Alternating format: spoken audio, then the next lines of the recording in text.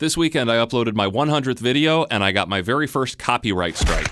That's right, my video was banned worldwide. Really, all I did was count very loudly over 20 seconds of a Beatles song, Here Comes the Sun. And UMG UK, that's Universal Music Group in UK, they decided that I was violating on their copyright, and so they put a ban, they told YouTube to ban my video worldwide, and YouTube did just that. So I know a lot of people make a lot of money criticizing YouTube on YouTube, and that's not what this video's for. What I really want to do is talk about why this problem exists, why it's bad for everybody, and what we can actually do to solve it. So hopefully this is more of a positive approach to this problem.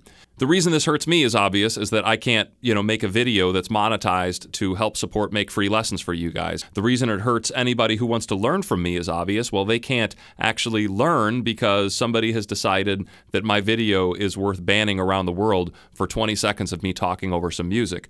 But really, who's also losing out is UMG. Universal Music Group is really missing out on the fact that I can't demonstrate 20 seconds of their music and show you this really cool time signature in a really cool song. And, some of my viewers might be younger and they might not be into Beatles music, or nobody may have ever showed them the magic of Beatles, and they might hear that section and think, whoa, the Beatles is like prog rock. This is like Dream Theater. I got to download this Beatles song right now. And maybe they go to iTunes and they get a few sales and UMG makes a little bit more money. But that's not going to happen now because nobody can even hear that cool section. They can't even be turned on to it. So why would they do this to themselves? Why would they shoot themselves in the foot?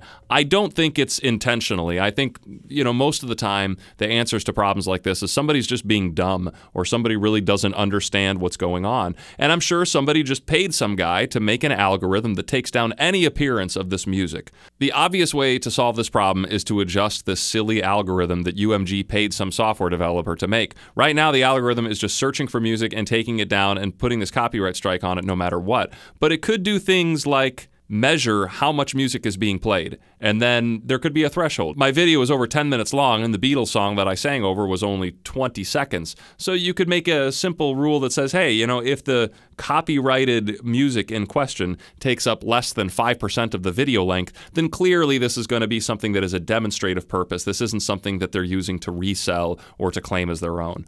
Or you could also just look at the fact that, many videos are classified under education. My videos, for example, are classified under educational videos. So you could have the algorithm just exclude any sort of hits on small portions of music that occur in educational music videos.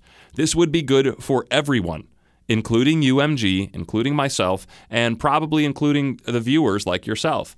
So I don't know, I just think this seems like an obvious answer, and it's definitely something that if I was UMG, I would be looking into. If I was YouTube, I would be encouraging companies like UMG to be pursuing better, smarter algorithms like this, as opposed to just blanket one-size-fits-all algorithms that take down everything in existence without any sort of dependencies or restrictions. The lesson I learned is just don't play the Beatles on here, which is really disappointing. It means that every time I want to do some Beatles analysis, I'm going to have to re-record my entire Beatles cover myself instead of just being able to talk or demonstrate over the top of it, which is going to be a lot of work, and yeah, I'll get some experience out of it, but it's an unnecessary pain. So I hope you see that this problem isn't just as simple as YouTube being evil or UMG being evil. I learned about Hanlon's razor a few years ago, and that says that you should never attribute to malice that which is easily explained by stupidity. And I'm pretty sure this is the case of somebody just being stupid, because it doesn't make any sense. I'm sure that an executive at UMG, if they saw the context of my video being taken down, I'm sure they would agree that they may have lost 3 sales on iTunes, and they didn't gain anything by taking my video down. And I'm just one small example. I'm sure this is happening every day to different content creators, and I can guarantee that by adjusting that algorithm to be smarter and adjusting those bots to accommodate for fair use, then you're going to have more sales for UMG, and the executives there can make money, I can make money as a YouTuber, and you can learn something because your favorite music teachers can actually demonstrate their favorite music to them. If this makes sense to you, then share this video with the guys over at UMG, share this video with YouTube, and don't call them evil, just call them dumb.